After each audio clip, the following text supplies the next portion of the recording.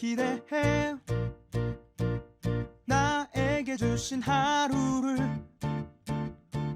때론 피곤하고 일어나기 싫고 널 깨우는 알람 소리에 짜증도 나겠지만 안녕하세요. 오늘도 푸른 말씀 김호영 전도사입니다. 주무시지 않고 나를 지키셨네. 오늘을 나에게 주셨네. 새 말씀 안에 주가 주신 사랑과 은혜와 오늘 우리가 나눌 말씀은 누가복음 4장 38절에서 41절 말씀입니다. 예수께서 일어나 회당에서 나가사 시몬의 집에 들어가시니 시몬의 장모가 중한 열병을 앓고 있는지라. 사람들이 그를 위하여 예수께 구하니 예수께서 가까이 서서 열병을 꾸짖으신대 병이 떠나고 여자가 곧 일어나 그들에게 수종드니라. 해질 무렵에 사람들이 온갖 병자들을 데리고 나아오매 예수께서 일일이 그 위에 손을 얹으사 고치시니 여러 사람에게서 귀신들이 나가며 소리질러 이르되 당신은 하나님의 아들이니이다. 예수께서 꾸짖으사 그들이 말함을 허락하지 아니하시니 이는 자기를 그리스도인인 줄 알미더라. 아멘. 좋은 아침입니다. 오늘 우리가 묵상할 이 누가복음 4장은 5개의 장소를 중심으로 각기 색다른 주제를 다루며 예수님의 활동을 묘사하고 있습니다.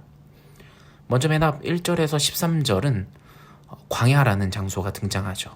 예수님께서 시험을 받으시는 내용이 등장합니다. 이어 14절에서 30절까지는 나사렛을 통해서 예수님께서 설교를 하시고요. 31절에서 37절은 가버나움을 통해서 우리에게 교훈을 가르치십니다. 그리고 오늘 우리가 읽은 이 38절에서 41절까지 말씀은 시몬의 집을 통해서 치유하시는 하나님을 볼 수 있습니다. 그 이후 42절에서 44절은 한적한 곳이라는 장소를 통해서 대화를 주제로 드러내십니다. 오늘 우리가 나눈 이 말씀은 시몬의 집이라는 장소로 등장을 하죠. 우리 같이 한번 시몬의 집으로 한번 가보시죠. 회당 예배를 마치신 예수님께서는 제자들과 함께 안식일 식사를 위해서 한 가정을 방문하십니다. 예수님께서는 가정의 초대를 받는 것을 굉장히 기뻐하시는 분이었습니다. 오늘 초대받은 가정은 바로 시몬의 집이었습니다. 여러분 정말 희한한 게 이 시몬의 집에 어떻게 초청되었는지 또 시몬의 가정을 어떻게 알게 되었는지는 본문을 통해서 전혀 알 수가 없습니다. 하지만 뒤에 이제 누가복음 5장에 이 시몬의 회심 사건이 등장한 걸 보니까 오늘의 이 가정 방문이 오늘의 이 가정 신방이 이 시몬의 회심과 굉장히 밀접한 관계가 있다는 것을 우리는 조금 유추할 수 있는 것이죠. 어쨌든 간에 오늘 이 본문에서 이 시몬의 장모를 치료하신 사건은 나중에 시몬이 회심하여서 예수님의 제자가 되는 사건을 미리 내다보는 그런 준비의 역할을 한다고도 할 수가 있습니다. 어찌됐든 간에 예수님께서 이 신방한 이 시몬의 집은 한 가지 어려운 문제를 안고 있었습니다.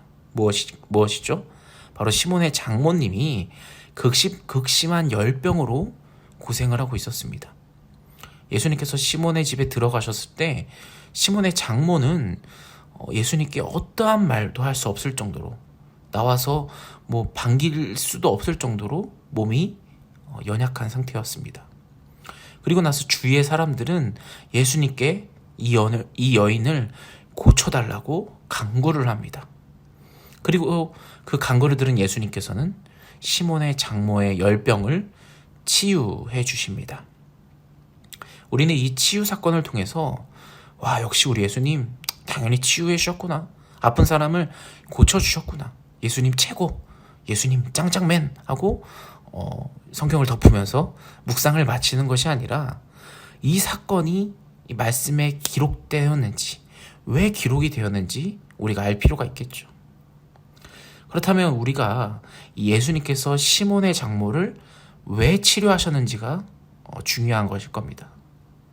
놀랍게도 이 시몬의 장모는 이 시몬의 장모의 병을 치유해달라고 아무런 말도 하지 않았습니다. 성경에 보면 저 좀 치유해 주십시오, 저희 장모 좀 고쳐주십시오 라는 말이 하나도 등장하지 않거든요. 시몬의 장모를 위해서 간구한 것은 바로 이름도 없는 무명의 사람들이었습니다. 성경에서는 이렇게 말하죠. 우리 4장 38절을 보시죠. 예수께서 일어나 회당에서 나가사 시몬의 집에 들어가니 시몬의 장모가 중한 열병을 앓고 있는지라 사람들이 그를 위하여 예수께 구하니. 아멘. 여기서 사람들이 저를 위하여 예수께 구하였다라고 말씀을 합니다. 이런 이름도 없는 이 무명의 사람들이 예수님의 제자였는지, 시몬의 장모의 친구였는지, 옆집에 사는 사람들이었는지, 우리는 누구인지 그들의 정체를 알 수 없습니다. 본문은 그들의 정체를 드러내지 않고 있습니다. 여기서 중요한 것은 이들이 누구였는가가 중요한 것이 아니라 이 이름도 없는 이 사람들이 이 아픈 이 여자를 위해서 간구했을 때 이들의 간구를 예수님께서 외면하지 않고 들어주셨다는 겁니다. 사랑하는 여러분, 우리는 이 성경에서 무명의 사람들이 어떠한 한 사람을 위하여 간구하는 사건을 많이 볼 수 있습니다. 베드로가 감옥에 갇혔을 때 어떠했습니까? 교회는 이 감옥에 갇힌 베드로를 위해서 간절하게 하나님께 빌지 않았습니까? 간구하지 않았습니까? 어떻게 됐습니까? 주님께서는 그 기도에 응답해 주셨습니다. 사도행전 12장 5절 말씀입니다. 이에 베드로는 옥에 갇혔고 교회는 그를 위하여 간절히 하나님께 기도하더라. 아멘. 사랑하는 여러분, 이것이 바로 중보기도의 놀라운 은혜인 것입니다. 예수님께서는 절대 우리의 중보를 간과하지 않는 분이시라는 것입니다. 얼마나 놀라운 은혜입니까? 우리의 부르짖음에, 우리의 간절함에 응답해 주시는 분이라는 겁니다. 사랑하는 여러분, 응답만 해주시는 것이 아닙니다. 더 나아가서 예수님께서는 이런 간구에 먼저 몸을 움직이시는 분입니다. 누가복음 4장 39절입니다. 예수께서 가까이 서서 열병을 꾸짖으신데 병이 떠나고 여자가 곧 일어나 그들에게 수종드니라. 아멘. 여기 보시면 예수께서 가까이 서서라는 문구가 등장합니다. 예수님께서는 사람들의 부르짖음에 시몬의 장모에게 가까이 먼저 다가가십니다. 예수님께서 먼저 다가가신다라는 겁니다. 이것은 하늘이 땅에 가까이 온 것을 의미합니다. 하나님께서 사람들에게 가까이 온 것을 의미하죠. 하나님의 영광이 이 보잘것없는 우리 인간에게 가까이 다가온 것입니다. 능력의 주님께서 질병의 여인에게 가까이 다가가셨습니다. 엄숙하고 영광스러운 모습으로 이 초라하고 비참하고 정말 아픈 모습을 한 여인 곁에 가까이 서십니다. 그 후에는 놀라운 일이 일어났죠. 주님께서 여인을 일으키셨습니다. 할렐루야. 주님께서는 지금도 우리에게 가까이 오고 계십니다.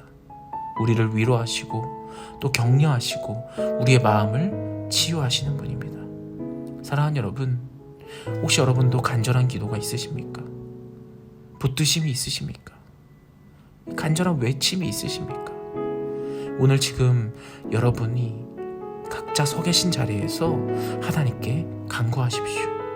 또 주변에 아프신 이가 있습니까? 어려운 이가 있습니까? 우리가 이름도 없는 보잘것없는 사람일지라도 그 사람을 간절히 부르짖으면서 하나님께 간구하십시오. 부르짖으십시오. 예수님께서는 우리의 간구를 듣고 절대 외면하지 않으실 것입니다. 우리의 간구에 예수님께서는 먼저 가까이 다가오실 것입니다. 사랑하는 여러분, 우리 같이 주님께 간구합시다. 오늘 말씀을 붙들고 우리의 간절한 마음으로 한 마음으로 같이 기도하길 소원합니다. 같이 기도하겠습니다.